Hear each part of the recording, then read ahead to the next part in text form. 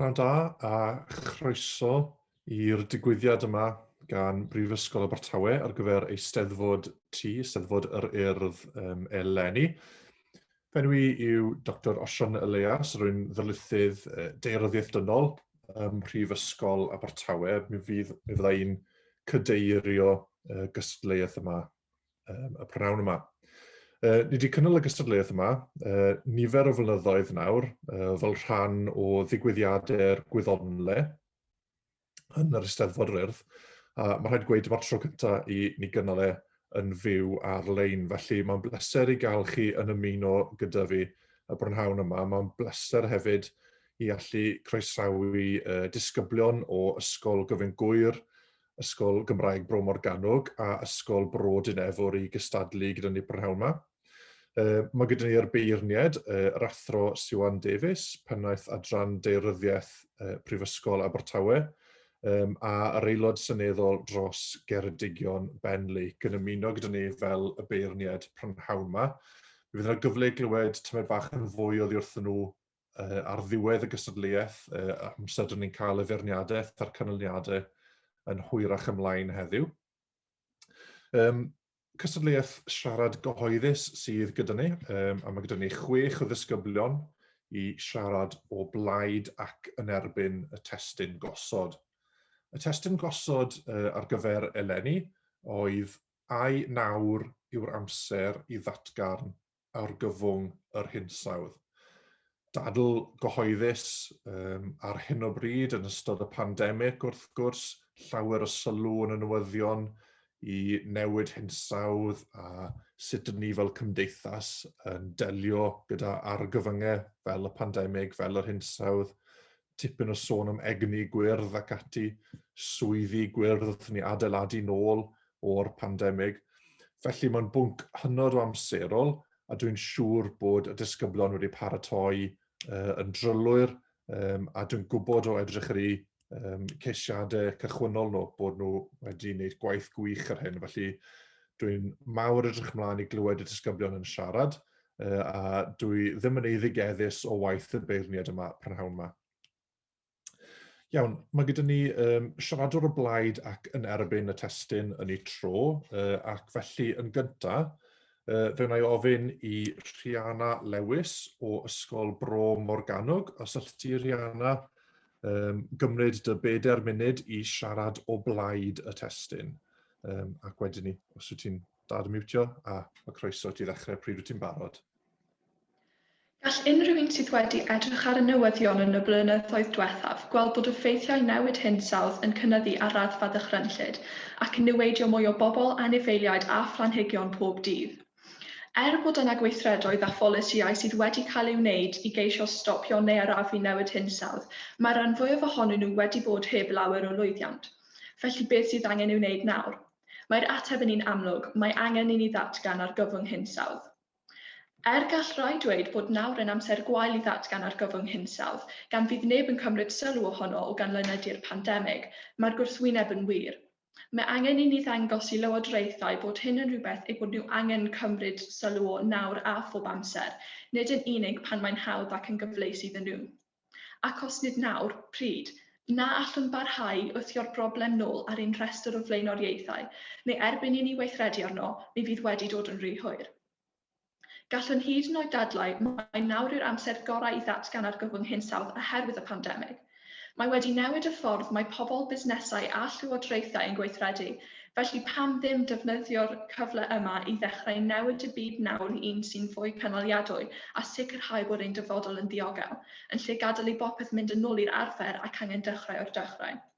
Pam ddim defnyddio'r newid yma mewn ymddygiad ac arferion gwell. Mae rai o effeithiau newid hinsawdd yn barod yn dod yn anwyddiadwy, fel yn rhai mannau yn Antarctica, ble gall rannau mawr o'r ia toddi yn anadferadwy, ac mae pegwn y de yn cynhesu 3 gwaith yn gyflymach na gweddill y byd. Dywed astudiaethau bod datgodwygo yn yr Amazon yn lleihau ei allu i storio carbon, ac erbyn 2035 gall fod yn ryddhau carbon yn lle ei amsugno, gyda thua 20% o'r goedwig glaw yn barod yn ryddhau mwy o carbon deuocsid na mae'n cymryd i mewn.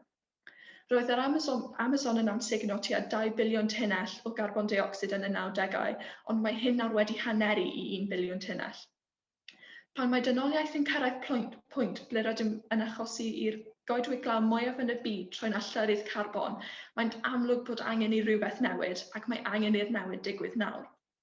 Hefyd, mae newid hinsawdd yn golygu bod yna perygl enfawr i'n bywyd gwyllt. Mae yna risg o ddifodiant ar gyfer dros filiwn o rywogaethau gwahanol oherwydd newid hinsawdd, ac mae rai hyd yn oed yn dweud gallwn ni fod ar fin achosi'r chweched difodiant torfol.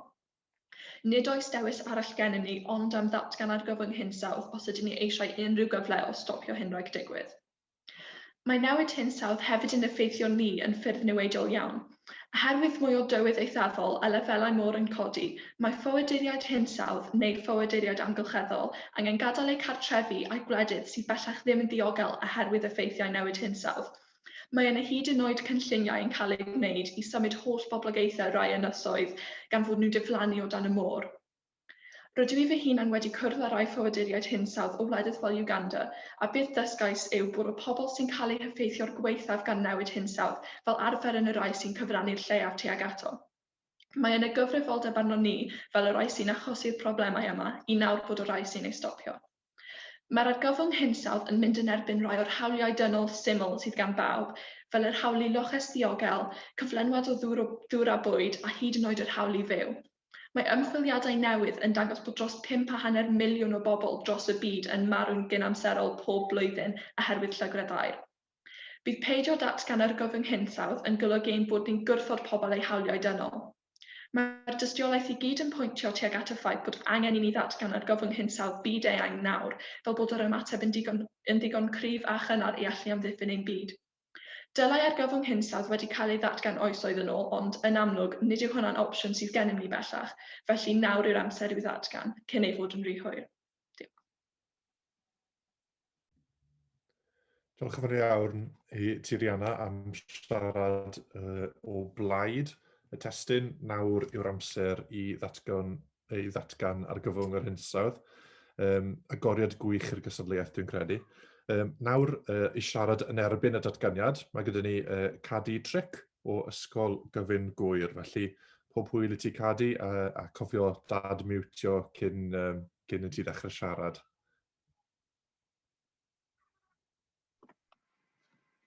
Fel rydyn ni gyd yn ymwybodol, mae'r 19 mis diwethaf wedi bod yn heriol ac anodd i boblogaeth y byd yn ei gyfanrwydd. Mae llywodraethau byd-eang wedi brwydro i achub bywydau.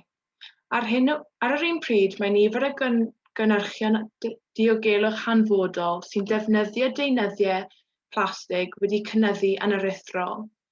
Yn ôl Science Direct, 1.6 miliwn tunnell y dydd, mygydau, menig, ffedogau a photeli diheintio.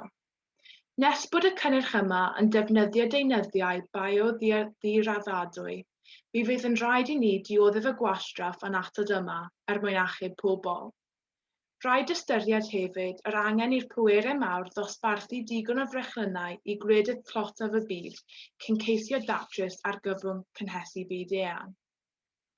Os edrychwn ar India fel esiampl o un o wledydd tlotaf y byd, poblogaeth o bron 1.4 biliwn, 2 rhan o 2 o'r boblogaeth yn byw mewn tlodi enbyd. Dirwasgiad economaidd hyd yn oed cyn y pandemig. 30 miliwn wedi dioddef y feirws a bron 340,000 o farwolaethau mor belled. Fe fydd yn amhosib i'r llywodraeth ymladd canlyniadau'r pandemig tra'n buddsoddi mewn technoleg newydd gwyrdd a lleihau aralliadau carbon. Bydd angen i'r wlad yn economaidd cyn bwrw ati i wynebu ar gyfwng yr hinsawdd, ac mae'r sefyllfa economaidd yn debyg mewn nifer o wledydd eraill.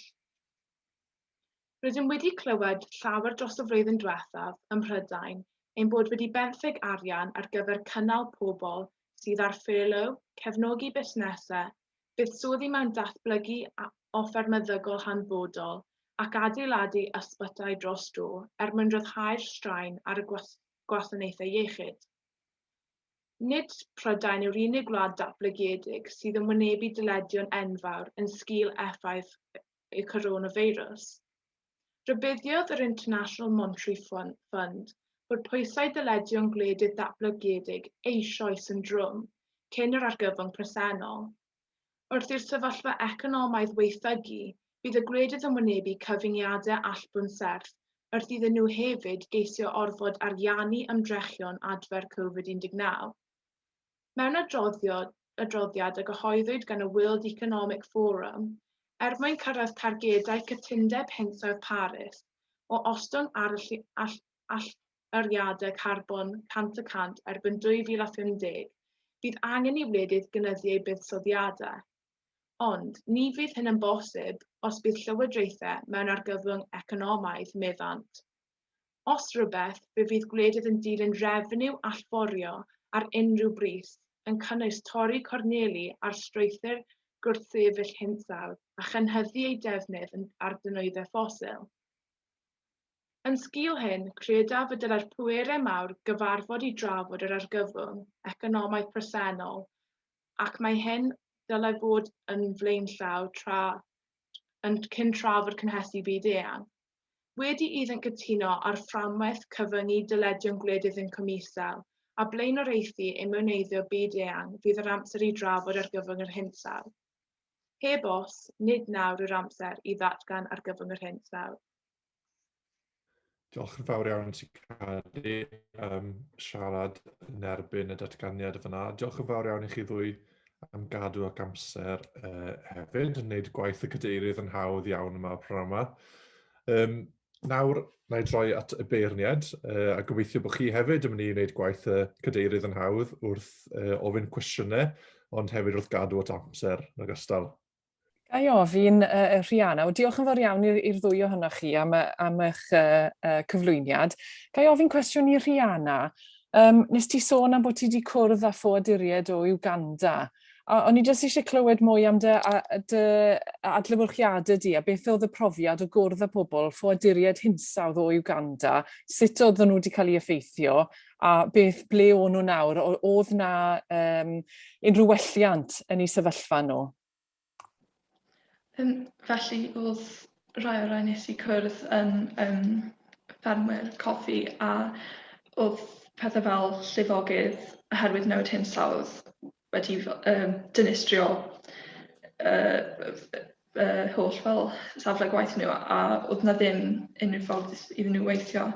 A fi'n meddwl oedd e'n sioc mawr i weld y ffyrdd mae'r, oherwydd yn amlwg fel yn y ffordd ni'n byw, ni ddim yn gweld pob dydd yr effeithiau newid hinsawdd oherwydd mae yna mwy arian yn yr economi a pethau fel hynna. A fi'n credu mae'n braint mawr i ni gallu anwybyddu e weithiau tra bod i rai pobl mae'n dynistrio i'r holl bywydau nhw. Diolch Rhianna. Diolch. Os ga i holi cwestiwn bach cloi, a diolch yn gyntaf i'r ddwy ohonoch chi am eich cyflwyniadau gwych hynny. Ond ga i ofyn i Cadi, nes ti sôn yn rhugl iawn yn dy gyflwyniad am yr her yma o gydbwyso yr adferiad economaidd tra hefyd wedyn ni i fynd i'r afel a newid hinsawdd. Pe raddau ti'n meddwl bod hi'n bosib i llywodraethau draws y byd i wneud y ddau ar yr un pryd, neu oedd yw e'n rhywbeth y ti'n credu sy'n rhaid wneud un ar ôl y llall? Yn bersonol, fi'n credu ar hyn o bryd falle yn y sefyllfa i ni bod i raddau yn amhosib i falle mynd yn erbyn y ddau argyfwng, ni yng nghanol un ar hyn o bryd. A mae yna newidiadau bach allan ni'n neud o ran falle lleihau defnydd plastigion ac yn y blaen wrth i ni fynd trwy'r pandemig yma. Ond fi'n credu yn sicr does dim modd i'r llywodraethau fynd ati i trwsio argyfwng yr hinsawdd oherwydd dim digon o arian dyn ni. Oherwydd mae gymaint o ddyledion yn ystod y pandemig ac bydd wedi y pandemig, sa'n credu falle bod angen amser i'r byd adfer wedi cael ei bwrw gan rhywbeth mor ddifrifol. Diolch yn fawr iawn i ti Cari, a diolch i'ch dwy ohonoch chi to.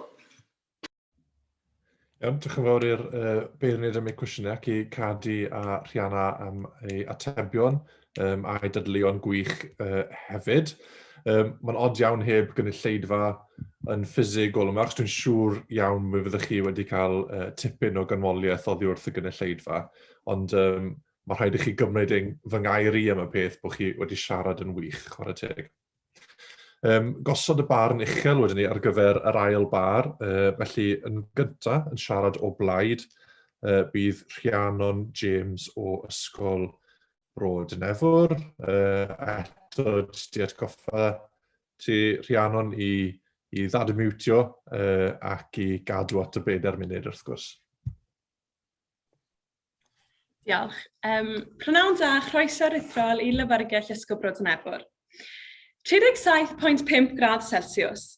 Mae Covid wedi gwneud ni gyd yn ymwybodol iawn o'r tymheredd cywir y gyfrin corff. Os yw'n codi hanner gradd, mae'n achos pryder. Gradd, wel mae'n bryd galw doctor. 2 raddau fwy, a mae'r ambulans ar ei ffordd. Erbyn diwedd y ganrif hon, fydd tymheredd y byd hefyd wedi codi 2 radd. Na, dyw hyn ddim yn achos pryder na thrafodaeth gyda rhyw ddoctor neu gilydd. Mae hwn yn argyfwng, ac mae angen yr ambulans nawr. Rhaid gyfaddef, mae wedi bod yn braf profi bach o'r haul yr wythnos hon. Ie, ffarwelio'r gwanwyn gwlybaf dwi'n cofio, a chroesawu'r haf. Ond, y perygl yw, y perygl yw bod ein tymhorau ni bellach mor fyrhoedlog ar ffasiwn ddiweddara. Khaki is the new black, gwanwyn is the new gaeaf. Ac os mae'r gwanwyn yw'r gaeaf, yr haf yw'r gwanwyn, a haf ei hun? Wel, pwy a wyr? Rydyn ni ar beiriant rhedeg i newid tymheredd a newid tymhorau ein byd ni. Ac nid camau bach rydyn ni'n cymryd, rydyn ni'n amneidio ac ymlaen, ac os na newn ni rhywbeth, arloesol, uniongyrchol, bydd hi'n amen arno ni. A nawr yw'r amser i ddatgan ar gyfwng hinsawdd. Nage, ddoi. Ond mae ddoi wedi mynd a bydd heddiw hefyd yn ddoi arall. Rhaid i ni ddihuno bobl a rhaid ddihuno heddiw. Mae Nicholas Sturgeon wedi creu enw i'w hun dros y blynyddoedd diweddaraf rhwng un peth a'i gilydd. Ond mae hi eisoes wedi datgan ar gyfwng hinsawdd yng nghenhadlaeth yr SNP mis Ebrill. Mark Drakeford, ymatebus tîn go gloi ar gyfwng Covid. Boris Johnson let the bodies pile high, dim quite mor gloi. Ond, mae tymheredd y byd wedi bod yn codi am degawdau. Degawdau. Faint mwy sydd rhaid i ni aros? Mae'r ymchwil yn dangos bod y dyddiad cae i gyfyngu cynhesu i 1.5 gradd Celsius wedi mynd heibio. Oni chymeru'r camau radical. Oni chymeru'r camau radical. Ac yn ôl y Cenhedloedd Unedig, 11 mlynedd sydd gyda ni, bobl. Dyma ei 999 ni. Dwi a miloedd o fyfyrwyr ledled y byd wedi bod yn gofyn amdano wrth protestio. Bod angen i'r Llywodraeth ddatgan ar gyfwng hinsawdd nawr.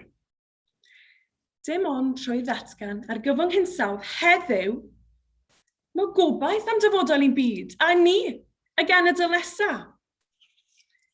Rydyn ni wedi delio gyda Covid-19, gyda 39.5 miliwn o bobl wedi derbyn y brechlyn cyntaf, a 26 miliwn wedi derbyn y 2 brechlyn. Nawr mae hwnnw mas o'r ffordd, mae'n bryd trwy'n golygon at y perygl nesaf i dynoliaeth.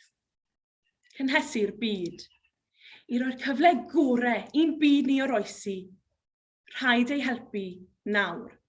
Nawr. Diolch. Diolch yn fawr iawn i ti, Rhiannon, am siarad o blaid y testyn yn fyna. Mae nawr yw'r amser i gyhoeddi ar gyfwng yr hinsawdd. Ac felly i siarad yn erbyn, na i ofyn i ti lleicu nawr i troi'r maic arno ac i siarad yn erbyn y datganiad. Diolch. Does dim amheuaeth bod cynhesu byd-eang yn digwydd. Fodd bynnag, proses mor naturiol a roes i a yw hwn, ac mae'r ddau wedi digwydd sawl gwaith o'r blaen yn y gorffennol, fel y brofwyd gan gofnodion daearegol. Dadl rhai yw bod rhaid datgan argyfwng newid hinsawdd nawr, oherwydd bod y sefyllfa wedi gweithygu. Mai gwir yw dweud y buom yn rhy ddibynnol ar ynni anadnewyddadwy yn y gorffennol, rhaid cydnabod hefyd ein bod wedi troi'r gornel erbyn hyn. Mae llywodraethau'r byd wrth i nawr yn dofi'r bwysfil a elwyd yn alluriannau byd-eang, trwy dorri ei gyflenwad bwyd, sef tanwydd ffosil. Ceir cymorth daliadau nawr i ffynonellau yn ei glân a cheir ac adeiladau effeithlon. Mae'r pwyslais yn symud o echdynnu olew, nwy a glo allan o'r ddaear. Mor glodwyw yw cymhelliad y bobl sy'n galw am datgan argyfwng, mae perygl y byddan nhw'n anwybyddu'r gwir broblemau sy'n ein wynebu. Twyll feddwl yw rhoi'r bai gyd ar garbon. Rhaid i ni edrych ar ein defnydd o blastigau, sylffwr a nitrogen a chyfansoddion eraill fel grynynau PM2 a PM5, os ydym o ddifrif, yn lle credu mae cyfeirio at garbon yn unig fuddyniach awdwriaeth. Dylai'r ymgyrchwyr gorddiniwed hyn edrych ar wyddoniaeth a chadw mewn cof yn newyddion da bod targedau ar gyfer cyrraedd alluriannau carbon net zero wedi cael eu pennu yn barod. Y cyfan byddai galw ar gyfwng hinsawdd gan ganolbwyntio ar alluriannau carbon yn unig yn ei wneud yw peri anghyfleustra mawr un ffordd o fyw, a hynny heb newid y sefyllfa mewn gwirionedd. Fel cyn aelod o'r Senedd Ieuenctid, rwyf wedi gweld tystiolaeth o'r hyn mae mudiadau gwirfoddol a phobl ifanc yn ei gyflawni wrth weithio gyda'i gilydd i achosi newid ar raddfa fawr. Mae ei gweithredoedd wedi deffro llywodraethau a gorfodi i ddechrau gweithredu ar yr amgylchedd gan ddwyn ffrwyth eisoes. Yn wir, datgelir yr ymchwil gan yr ôl-rheiniwr newid hinsawdd fod lefelau carbon dioxid yn y deyrnas gyfunol wedi gostwng gan 50% o 800 megatunnell i 400 erbyn hyn. Gwelir targedau Cymru hefyd yn yr ymchwil hwn, gyda disgwyl cyrraedd dim alluriadau erbyn y flwyddyn 2050, cawn ein llenwi â gobaith am dyfodol wrth glywed yr ystadegau yma. Mae'r uchelgais yn cael ei wireddu eisoes, felly does dim angen tynnu ein sylw o'r gwir argyfyngau sy'n ein wynebu nawr. Problem fwyaf dynoliaeth y llynedd ac eleni oedd y coronavirus. Dylem felly fod yn hoelio'n holl sylw at sicrhau na ddigwyddydd hyn eto ac adfer economi a safon byw ein dinasyddion yn hytrach na datgan argyfwng hinsawdd fyddai'n llesteirio'r adferiad pwysig hwn. Mae gan Gymru ffynonellau yn ei gwyrth, fel yn ei gwynt a modlynnoedd llanw, ond does ganddi ddim o'r gallu i wneud llawr amdano. Gwleidyddion Lloegr yn San Steffan sy'n cael penderfynu ar unrhyw gynllun dros 350 megawatt yn ein gwlad ni. Pe bai Cymru yn annibynnol a chanddi reolaeth dros ein hadnoddau, gallem newid hyn. Byddem yn esiampl i'r byd i gyd. Gyda'r holl adnoddau naturiol sydd ar gael, gallwn wneud gwahaniaeth enfawr, gan gyflenwi ein pobl ein hunain a gwledydd eraill gydag ynni adnewyddadwy. Byddai'n ddyletswydd foesol arnom hefyd i ddefnyddio'r ynni mewn ffyrdd effeithiol ac effeithlon, gan edrych ar y galw am nawn amdano yn y lle cyntaf. Buom ar ymyl sawl gorwel digwyddiad ynghylch cynhesu byd-eang yn y gorffennol. Ond mae llywodraethau wedi dihuno, a thrwy gyd ymdrech rydym wedi llwyddo i ymfellhau o'r dibyn hwn. Nid nawr felly yw'r amser i ddatgan argyfwng newid hinsawdd. Yn lle hynny, dylem fod yn canolbwyntio ar ennill grym gwleidyddol iawn i Gymru, i allu helpu ein pobl drwy wella'n amgylchedd a'n iechyd, creu swyddi da a chael economi ffyniannus. Diolch. Diolch yn fawr iawn ti, Lleucu, hefyd am siarad mor gryf yn erbyn y testyn gosod fyna. Ac eto nawr, na i droi at ein beirniaid ni, Siwan Davies a Ben Lleucu, i ofyn am eich cwestiynau chi. Os gai achub y cyfle tro yma, diolch i chi, Athro Davies. A diolch yn fawr iawn i chi ddwy eto am yr eithau mor grymus a effeithiol. Gai holi Lleucu oedd yn siarad fyna yn erbyn yr y gysodiad y ddadl, ond ddiddordeb mawr da fi yn yr hyn o ti'n sôn amdano fe o ran rôl Cymru a'r hyn y bydde Cymru medru wneud pe bai hi'n annibynnol i fynd i'r afel a nifer o'r argyfyngau yma.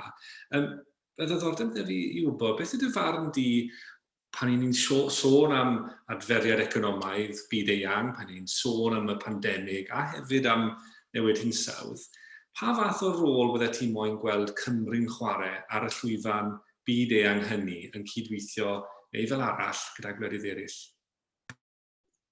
Wel, yn bersonol i fi, dwi'n gallu gweld Cymru yn cydweithio gyda gwledydd ar draws y byd. Mae gennym ni adnoddau, rydyn ni'n gyfoethog mewn adnoddau adnewyddadwy a pethau ni'n gallu rhoi i gwledydd eraill ar draws y byd. Felly, mae'n bwysig i Gymru, i fi, dwi'n credu dylen ni gael rheolaeth dros ein adnoddau ein hun, fel ein bod ni'n gallu defnyddio nhw mewn ffyrdd effeithiol ac effeithlon, mwyn gwneud gwelliant i'n byd. A tra bod Llywodraeth Cymru yn barod yn trio gwneud gwahaniaeth o ran y sefyllfa cynhesu byd-eang a newid hinsawdd, mae'n rhaid i ni ddefnyddio'r pethau sydd ganddyn ni. Felly ni angen y pŵer a'r cymorth ariannol i fedru defnyddio'n adnoddau yn y ffyrdd gorau posib, fel bod ni yn gallu dechrau wneud gwahaniaeth a gweithio gyda gwledydd ar draws y byd. Felly fi'n gallu gweld Cymru yn cael rôl mawr a phwerus yn y dyfodol o ran newid hinsawdd a chynhesu byd-eang, y datblygiadau o ran datrys y broblem. Diolch. Diolch yn fawr iawn i'r ddwy ohonoch chi am eich cyflwyniadau. Nes i fwynhau rhywun yn fawr iawn. A gai ofyn i Rhiannon, nes i fwynhau y ffordd nes ti gyflwyno dy neges mor bwerus ar 999 hynny. A beth o'n i am ofyn i ti, pan mae neges mor bwerus fel wyt ti wedi cyflwyno yn cael ei gyfleu fel hynny, pobl fel Greta Thunberg yn dweud wrthon ni bod hi'n rhy hwyr, pam nag un ni'n gwrando? Pam wyt ti'n meddwl bod ni ddim yn gweithredu digon? Diolch am y cwestiwn. Dwi'n teimlo, gyda'r ddadl mae pawb yn dadlau heddiw, mae pawb yn dadlau gyda Covid yn ei areithiau. A mae Covid, dwi'n gwybod mae Covid yn argyfwng byd a mae pawb wedi bod rhaid i aros yn ei tai. Ond mae hwnna'n esiampl o sut mae pobl yn defnyddio rhywbeth arall pob amser i ddweud bod hwnna fwy pwysig na cynhesu'r byd. Mae Covid yn argyfwng, ond fel dywedais i, mae cynhesu'r byd-eang yn argyfwng. Mae 11 mlynedd sydd gyda ni. Mae eisiau ni weithredu, ond weithiau dwi'n teimlo bod pobl dim cweit moyn deall, neu dim dealltwriaeth gyda nhw, a felly maen nhw'n trial dweud bod pethau eraill yn fwy pwysig. Ond ar diwedd y dydd, os mae'r byd yn cynhesu gormod a i lefel ble dydyn ni ddim yn gallu dod nôl at, bydd dim byd ar ôl gyda ni. Felly dwi'n teimlo bod pobl yn trial rhoi pethau eraill yn fwy pwysig, ond dwi wir yn credu bod hwn yn argyfwng, a mae wir eisiau ni dechrau siarad amdano fe fwy, a fel heddiw mae fe'n cyfle i ni pobl ifanc i drafod e fwy, dwi'n credu. Diolch. Diolch i ti. Iawn, diolch yn fawr iawn i chi ferched ac i'r beirniaid am y slot fyna. Felly, dyn ni mlaen i'r drydydd set nawr. Felly, yn fan hyn, mi fydd Gwener Robinson o Ysgol Gyfun Gwyr yn siarad o blaid y testun. Felly, Gwener, unwaith ti'n barod, croeso ti i droi'r maic arno ac i ddechrau. Dyn ni gyd yn yr un cwch. 7 biliwn o bobl y byd yn byw mewn 193 o gabannau gwahanol, i gyd yn hwylio i gyfeiriadau ni ein hunain. Ond mae ton anferth yn bygwth torri ar yr holl gychod yr unwaith, gan orfodi ni sylweddoli, ar ddiwedd y dydd, dyn ni gyd yn ceisio hwylio'r un môr mawr. Y Mawrth 2020, Covid-19 oedd y don honno a chwalodd ar ein pennau.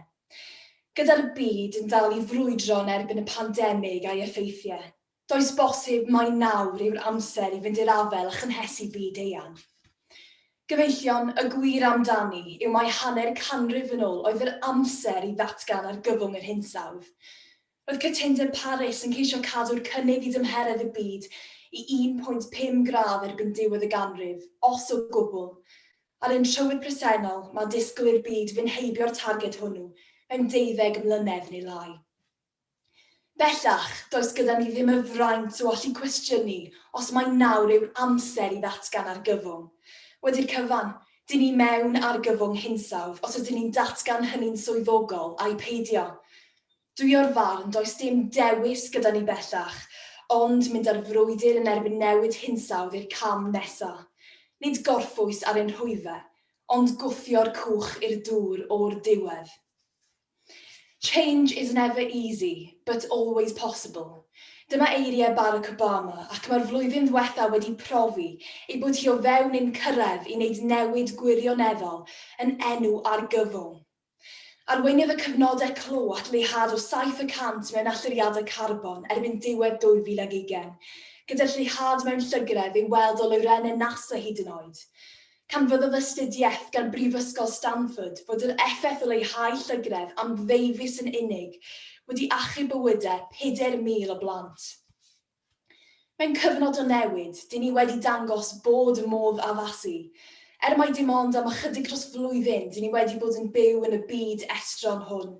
Mae gyda ni arferion newydd sydd yma i aros, boed hynny'n staycations neu'n gyfarfodydd Zoom.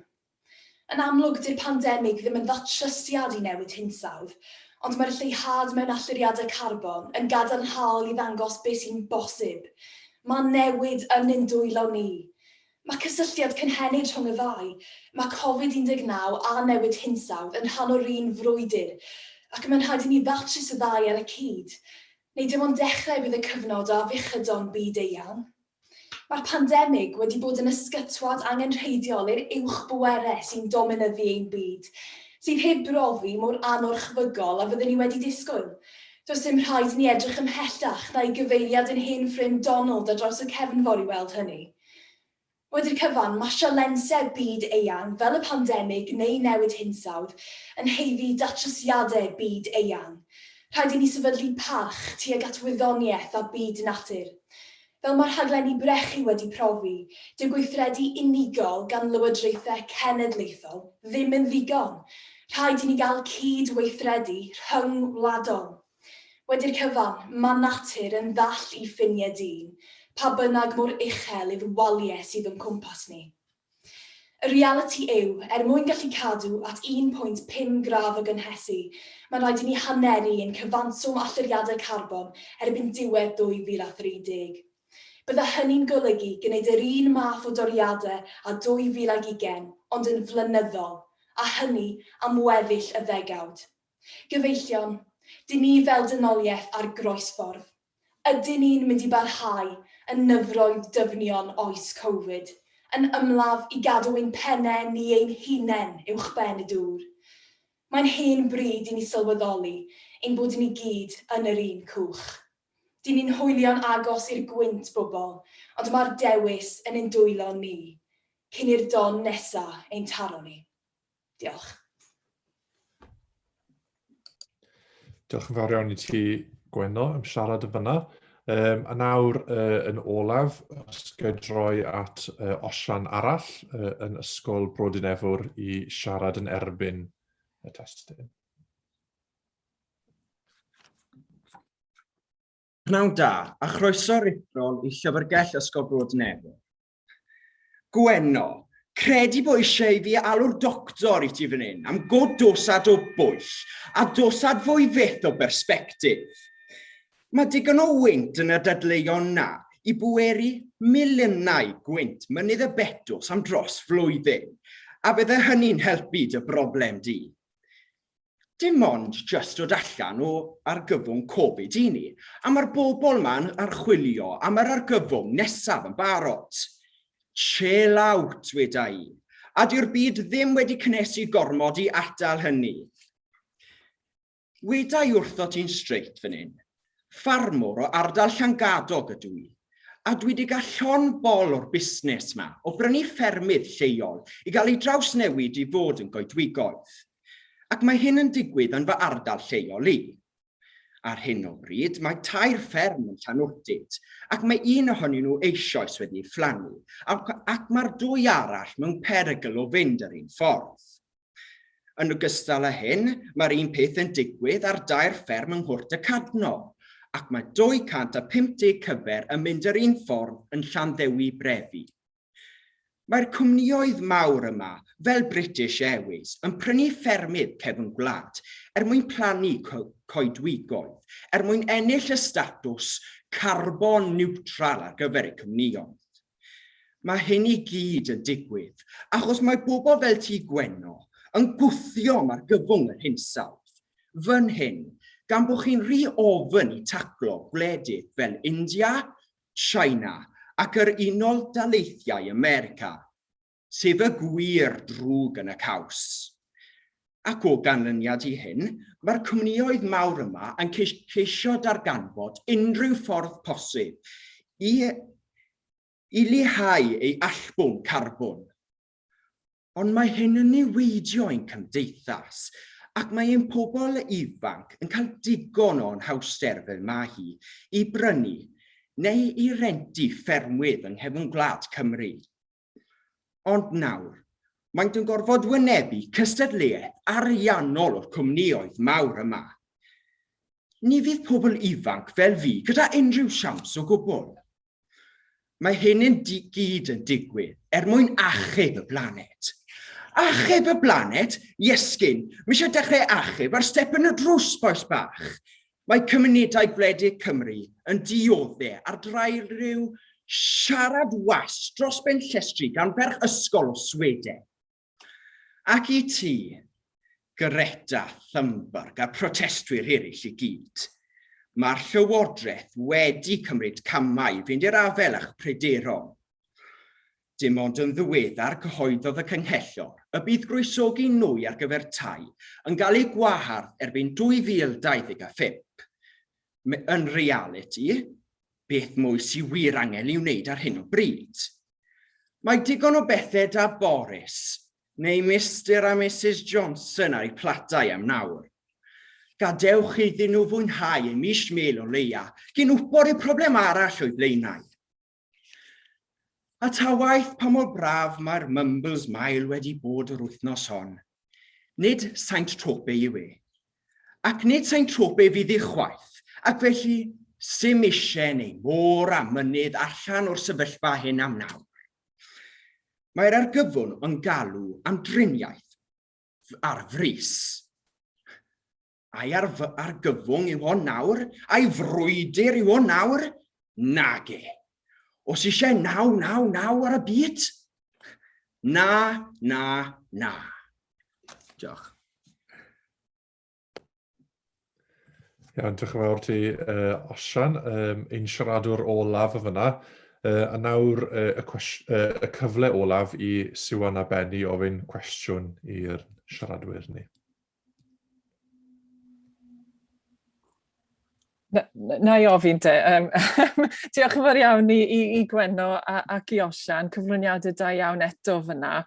Os ga i fynd ato ti, Osian, a dy herio di ychydig bach, o'n i'n hoffi'r ffaith bod ti wedi dod ar lleol yn erbyn y byd-eang, y tensiwn yma rhwng y broblemau lleol, wyt ti'n teimlo, ond hefyd y broblem byd-eang yn un i wynebu. Felly, ar gyfwng pwy yw hi? Na beth ydyn ni'n ei ofyn. Ti'n amlwg yn ffermio, a ti'n dweud falle India, America, a dyna lle dylen ni fod yn rhoi'n adnoddau ni mwyn datrys y broblem? Ie, na beth fi'n credu, achos fi'n meddwl, fel wedes i, mae China yn gyfrifol am 28% ac India 7% o alluriadau y byd. Mae hwn yn rhoi nhw yn cyntaf ac yn trydydd o ran y byd cyfan. Ac felly, pam maen nhw'n trial targedu ni fel ffermwyr, trwy dweud i'r cwmnioedd yma, sa'n nhw'n dweud nhw, mae'r cwmnioedd yma yn prynu ffermwyr lleol ni, rhoi cyfleoedd ni fel pobl ifanc sy'n eisiau mynd mewn i ffarmo, mewn perygl, achos fel i ni fod i cystadlu gyda'r cwmnioedd fawr yma, sydd gyda budget i fi ffili cystadlu gyda. Ac felly, dwi'n credu mai dylen ni targedu fwy o gwledydd fel China, fel India, fel yr Unol Daleithiau America, gynta, cyn dechrau dod fyny a effeithio ar cymdeithas a fyny i gyd yn ni. So brwydr nhw yw fi'n meddwl, dylen ni canolbwyntio arno nhw gynta cyn dod ato ni. Diolch. Diolch. Diolch a diolch i Osian a Gwener am dadleuon grymus iawn eto. Gai holi i ti Gwener, byddwn ni'n crybwyll fan'na nawr y tensiwn yma rhwng y lleol a'r byd-eang, a bues ti'n sôn yn rhugl iawn yn daraith di am y pwysigrwydd yma o cydweithio rhyngwladol. Be wneud i de o'r cwestiwn yma rhwng y lleol a'r rhyngwladol? A oes na dyletswydd neu gyfrifoldeb arno ni yn y gwledydd fwy cyfoethog i ysgwyddo fwy o baich, ac os felly pam? Wel, fi'n meddwl dyn ni fel y gwledydd cyfoethog falle yn tueddu i feddwl bod ni yn ysgwyddo rhan fwy o'r baich, pan mae'n gwirionedd dyn ni ddim. Fi'n meddwl bod yn llywodraethau ni'n wedig yma ym Mhrydain, dyn ni gyd yn meddwl i bod nhw'n wneud rhywbeth. Maen nhw'n gosod targedau mor uchelgeisiol, un ar ôl y llall, sy'n mynd yn uwch ac yn uwch ac yn uwch, gathen ni'r targed o 80% yn gyntaf, o doriadau carbon erbyn 2050. Do'n ni ddim ar y trywydd i wneud hynny, ond be maen nhw wedi wneud, ond gostwng y targed i net zero erbyn 2050 yn lle. Felly fi'n meddwl mae'n llywodraethau ni'n ofnadw o dda, maen nhw wedi mistroli'r grefft o daflu dwst yn llyged ni.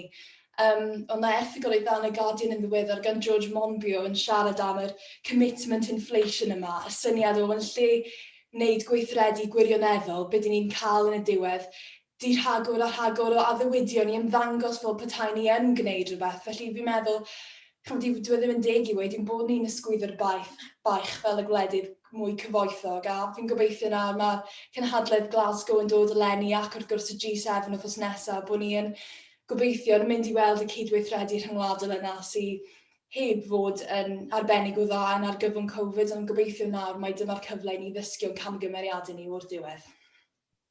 Diolch. A diolch i'r ddau ohonoch chi. Diolch.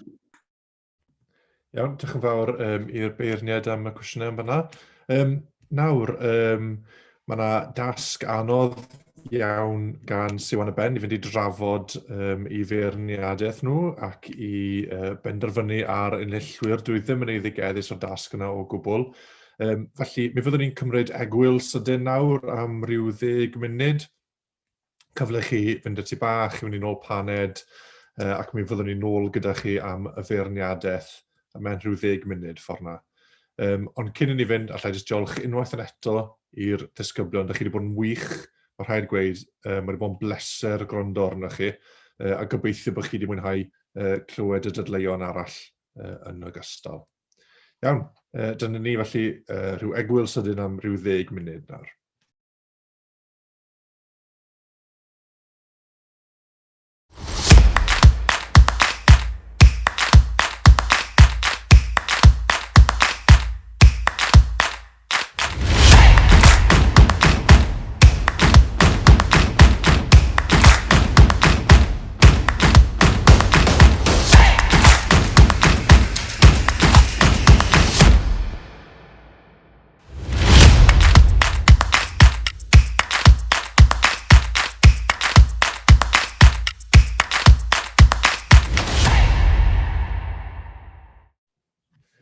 Croeso nôl i bawb, a diolch yn fawr iawn i chi am fod yn amyneddgar.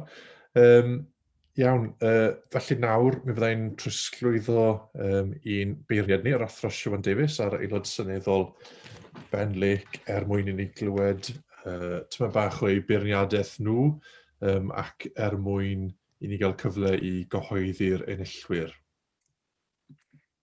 Diolch yn fawr iawn, Osian. Wel, chi'n gwybod beth, mae wedi bod yn jobyn mor galed i Ben a fi i benderfynu.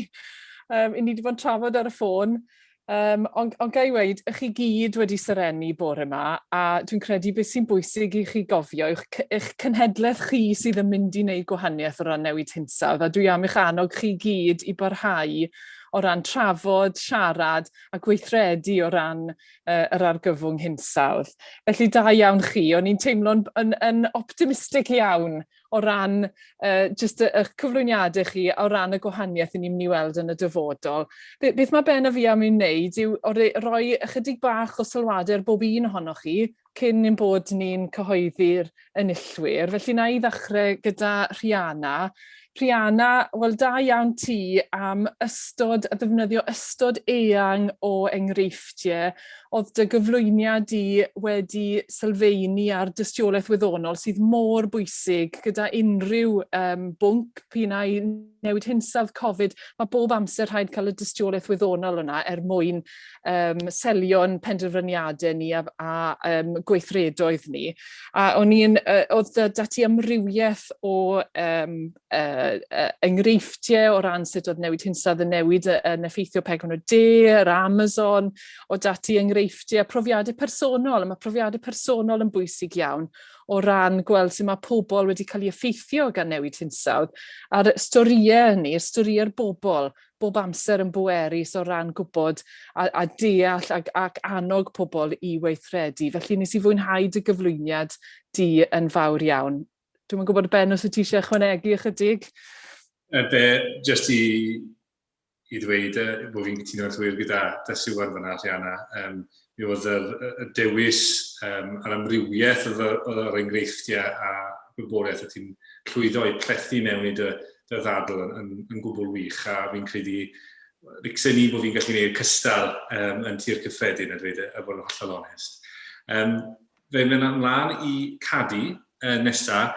Cadi eto, mi oedd y defnydd o wybodaeth a enghreifftiau cyfredol yn arbennig.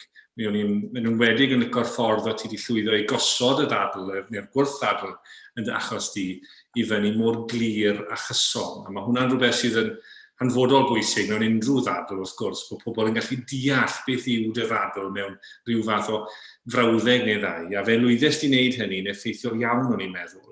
Ac yn gosod i fyny'r her yna, wel i ni wedi gwario gymaint yn ystod y flwyddyn a flynyddoedd diwethaf yma, gymaint o ddyled, siwt i ni'n mynd i fforddio i wneud yr holl newidiadau sydd i angen os ydyn ni'n datgan ar gyfwng hinsawdd.